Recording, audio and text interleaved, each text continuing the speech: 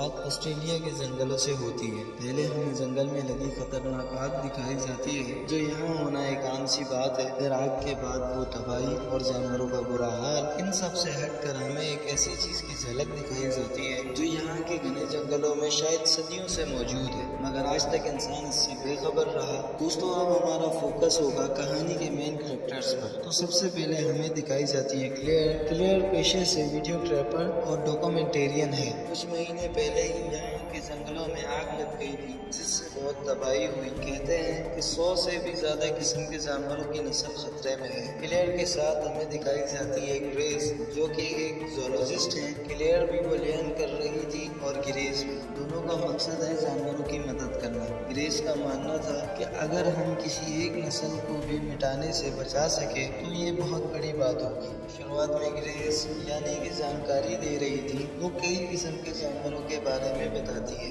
कुछ देर बाद वहाँ आता है बेन नाम का एक लड़का, वो भी जानवरों पर अपनी रिसर्च कर रहा था। ये तीनों जाने वाले थे जंगल में, वो भी कुछ दिनों के लिए, वो भी काफी दूर। इनके पास इक्विपमेंट थे जिससे ये काफी कुछ मालूम कर सकते थे, कौन कौन से स्पीशीज खतरे में हैं। जाने से पहले क्लेयर दोनों से कहती है कि मुझे पता है ये काम इतना मजेदार नहीं, अगर तुम दोनों कहीं पर भी बोरी फील करो तो मुझे बता देना, हम कुछ और कर लेंगे। बेन और ग्रेस एक दूसरे को पहले से ही जानते थे। क्लेयर नहीं थी, उसे न बेन के बारे में ज्यादा मालूम था, न ही ग्रेस के बारे में, और वो न ही कोई। बस ये काम ही इन्हें एक साथ लाया था। उन्होंने इस रिसर्च की परमिशन पहले से ही ले रखी थी। जाने से पहले क्लेयर यहाँ के पार्क रेंजर से भी मिलती है और उससे कुछ सवाल जवाब करती है। पार्क रेंजर का नाम मेट था। मेट कहता है कि हमें हर दिन किसी न किसी मुसीबत का सामना करना ही पड़ता है। कभी यहाँ आग लग जाती है, कभी यहाँ अनलीगल हंटिंग होती है,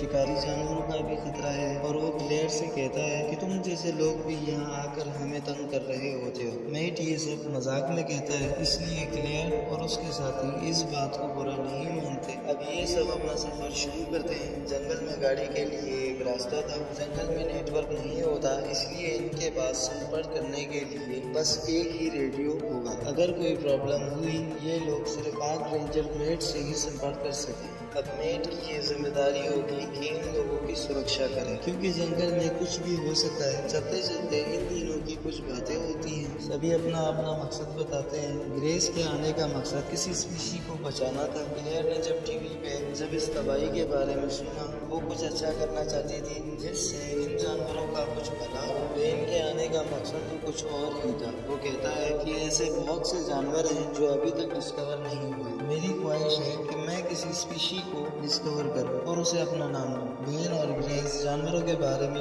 इसलिए बीच बीच में क्लेयर उनसे इंटरव्यू ले रही थी। जानवरों पर नजर रखने के लिए ग्रेस और बेन पेड़ों पर कुछ एडवांस कैमरास लगा देते हैं जो बॉडी हीट को डिटेक्ट करे। रात को ये लोग इसी जंगल में बिताने वाले थे। ये एक जगह कैंप सेट करते हैं। अब यहाँ से सीन शिफ्ट होता है। एक शिकारी वहाँ पर रात के समय वो एक हिरन का शिकार करता है। उसके पास एक डॉग भी था। खैर अपने शिकार को मजे से खाने लगता है, मगर कुछ देर बाद उसे एक अजीब सी आवाज सुनाई देती है। ये आदमी इस जंगल से अच्छी तरह वाकिफ था। आवाज इसे अनजान लगी, इसीलिए उसने अपनी बंदूक ली और आसपास देखने लगा। इतने में उसका डॉग भी कहीं गायब हो जाता है। देखते देखते ये शिकारी किसी और का ही शिकार बन जाता है। वो जो भी चीज थी वो इस आदमी को खींच लेती है और सीन यहीं कट। दूसरी तरफ हम क्लेयर, ग्रेस और बेन को देखते हैं जो सेंसर्स लिए रात में निकले जानवरों को स्टडी कर रहे थे। एक लम्हे के लिए क्लेयर को एक ऊंचे से पेड़ पर किसी जानवर की हल्की सी झलक मिलती है,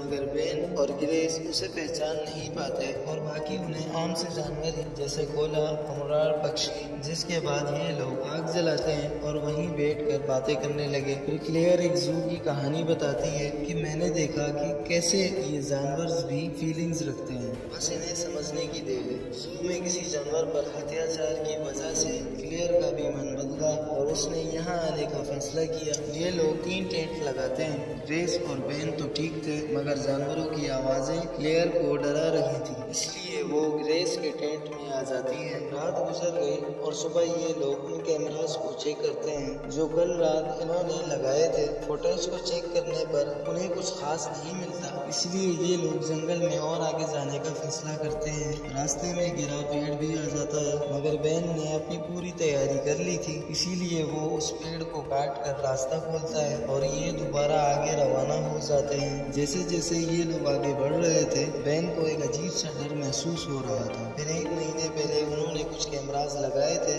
बेन और ग्रेस जब उसे लेते हैं, इसमें कैंगरू की फुटेज थी। कैंगरू पर कोई चीज हमला करता है। जिस चीज ने भी उस पे हमला किया था उसकी तस्वीर साफ नहीं थी। ये उनके लिए चिंता की बात बन जाती है, क्योंकि यहाँ के जंगलों में इतना बड़ा शिकारी जानवर नहीं है जो कैंगरू का शिकार कर सके, कम से कम जंगल के इस इलाके में तो नहीं। ग्रेस सलाह देती है कि हमें रेंजर को इस बारे में बताना चाहिए। बेन कहता है कि हो सकता है किसी शिकारी इंसान ने किया हो। ये तीनों उस पेड़ के पास जाते हैं जहाँ पर कैमरा फिट था और इस जानवर पर हमला हुआ था। शिकार ऊंचाई से किया गया था, ऐसा बहुत कम होता है। खैर बेन रेंजर को कॉल करने पर मजबूर हो गया। बेन उसे अपनी लोकेशन भेजता है और ये जानकारी भी देता है कि हमें शिकारी जानवर के कुछ सबूत मिले हैं। असल में बेन इस ट्रिप को इतनी जल्दी खत्म करना नहीं चाहता। रेंजर मेट उन्हें बचाने के लिए निकल जाता है।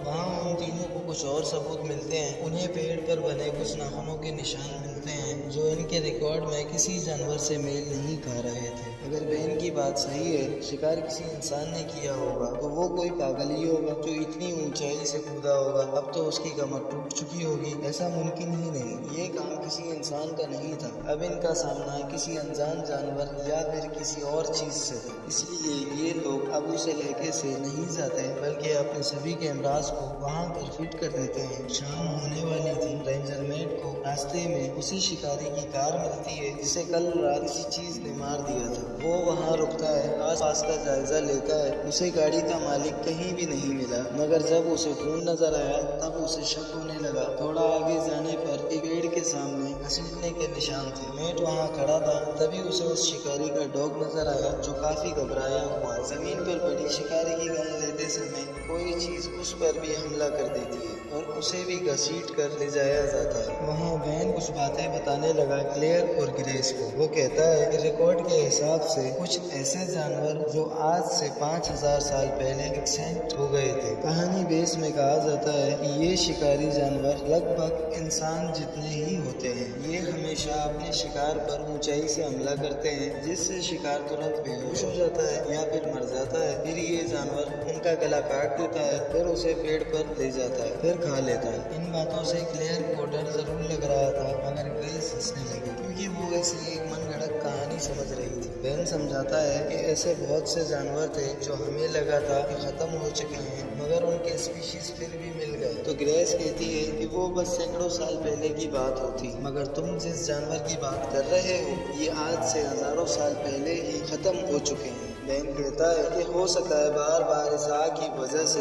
उनकी इकोसिस्टम पर असर पड़ा हो और उन्होंने अब अपना इलाका बदल दिया हो। सच जानने का एक ही रास्ता था कि ये लोग उसकी तलाश करें। रात को ये लोग आसपास के एरिया को देखने लगे। झाड़ियों में कोई चीज थी, ये लोग गौर से देखने लगे, मगर वहाँ से एक बकरी निकलती है। ये एक दूसरे का मजाक उड़ाने लगे, तभी उस बकरी पर हमला होता है। ये लोग उस तरफ देखने लगे। बेन ने जिस जानवर का जिक्र किया था शायद ये वही था। वो इस बकरी की गर्दन तोड़ देता है और उसे वापस पेड़ पर ले जा रहा था। बेन और ग्रेस हैरान थे। इन्होंने एक ऐसे स्पीशी को खोज निकाला था जो दुनिया के हिसाब से खत्म हो चुकी है। अब इन्हें चाहिए थे सबूत। ये लोग उस चीज की फुटेज रिकॉर्ड करने लगे, मगर वो अंधेरे में रहने वाला एक जानवर है, इसलिए आम कैमरे से इन्हें खास फुटेज नहीं मिलती। क्लियर जल्दी से अपना ड्रोन लेती है और उसे रिकॉर्ड करने की कोशिश करती है, मगर वो जानवर वहाँ से भाग गया। बेन उसका पीछा करता है। क्लियर वहाँ पर रह जाती है, वो भी अकेली, और ग्रेस भी बेन के पीछे जाती है। तभी बेन को ग्रेस की आवाज सुनाई दी। जैसे ही वो उसकी तरफ भागता है, ग्रेस एक खड्डे में गिर चुकी थी और उसका पैर भी जख्मी हो गया था। बेन जल्दी से कुछ ढूंढने लगा ताकि वो उसे निकाल सके, मगर उस जानवर ने पहले से ही बेन को अपना निशाना बना लिया था। इससे पहले वो ग्रेस को बाहर निकाल निकालता वो जानवर उस पर कूद जाता है और उसे एक पेड़ पर ले जाता है। ग्रेस ने ये सब देख लिया। वो इस गड्ढे में सहमी हुई बैठ जाती है। कुछ देर बाद वो जानवर उसे भी लेने आया, मगर एक पेड़ के नीचे ग्रेस छुपी हुई थी। वो ग्रेस को जख्मी कर लेता है मगर मार नहीं पाता, क्योंकि तभी हॉर्न बजने लगा। असल में वहाँ क्लेयर अकेली रह गई थी। वो बहुत डर गई थी, इसीलिए वो भागने लगी। भागते भागते वो शिकारी की गाड़ी तक पहुँच गई। उसे वो डॉग भी मिल गया। कुछ समय के लिए वो वहीं पर छुपी रही। उसने मदद के लिए हॉर्न बजाया, जिससे वो जानवर आवाज की तरफ आकर्षित हुआ और ग्रेस को छोड़ दिया। ग्रेस किसी तरह उस खाई से निकल आई। यहाँ पास ही एक पुराना सा केबिन था। वो उसमें छुप जाती है। क्लेयर जो गाड़ी में छुपी हुई थी, उसे ये महसूस हो रहा था कि वो जानवर अब भी आसपास है। फिर वो कार से नहीं निकलती, इंतजार करती है। बैन को होश आता है। वो पेड़ पर था, वो भी जख्मी हालत में। वो नीचे उतरने की कोशिश करता है मगर गिर जाता है और उसकी टांग टूट गई। वो वहीं पर पड़ा रहा। खून को सूंघते हुए वो शिकारी जानवर एक बार फिर से बैन पर हमला करता है और इस बार उसे मार ही देता है। क्लेयर को जब महसूस होने लगा कि शायद अब वो चला गया, वो बाहर निकलती है। ग्रेस केबिन में थी। वो जानवर केबिन का छत तोड़ने लगा, इसलिए ग्रेस को वहाँ से भागना पड़ा। ग्रेस और क्लेयर एक दूसरे को मिल गए। उन्हें बैन को ढूंढना था मगर साफ साफ लग रहा था कि उसे मार दिया गया। दोनों गाड़ी से निकलने का फैसला करते हैं। ये गाड़ी में बैठ भी जाते हैं मगर घबराहट की हालत में ये और जंगल की गहराइयों में चले जाने लगे। फिर एक ऐसा रास्ता इनके सामने था जहाँ पर गाड़ी नहीं चढ़ सकी। ये लोग रस्सी की मदद लेते हैं मगर वो रस्सी टूट गई। क्लेयर कार के साथ ही खाई में गिर जाती है। वो जानवर उसे मारने आता है मगर फ्लैश लाइट की मदद से वो उसे डराने की कोशिश करने लगी। ग्रेस को गन मिल चुकी थी। क्लेयर की फ्लैश लाइट ज्यादा देर काम नहीं करती। वो जानवर उसे घसीट कर ले जाने लगा मगर तभी ग्रेस मदद के लिए पहुंच जाती है। वो गोली चलाती है जिससे जानवर क्लेयर को छोड़ देता है मगर वो दोबारा हमला करने वाला था। एक ही गोली थी। ग्रेस शूट करती है मगर जानवर को नहीं। फिर अंत में वो जानवर तो वहाँ से भाग गया और सुबह हम देखते हैं कि दोनों एक दूसरे को सहारा देते हुए इस जंगल से निकलने की कोशिश कर रहे हैं। अगर रात होने से पहले ये ना निकल सके तो ये भी मारे जाएंगे। बैन नए पुरुष शिकारी की तरह। यहीं पर होता है इस फिल्म का दी एंड। दोस्तों ये एक ऑस्ट्रेलियन लो बजट फिल्म है, कार्निफिक्स इसका नाम है। 2022 में रिलीज हुई थी। सर्वाइवल और एडवेंचर टाइप की फिल्में पसंद करने वाले लोगों के लिए ये अच्छी फिल्म है। वीडियो अच्छी लगे तो लाइक करें, चैनल को सब्सक्राइब करना ना भूलें। मिलते हैं अगली वीडियो में। Thanks for watching.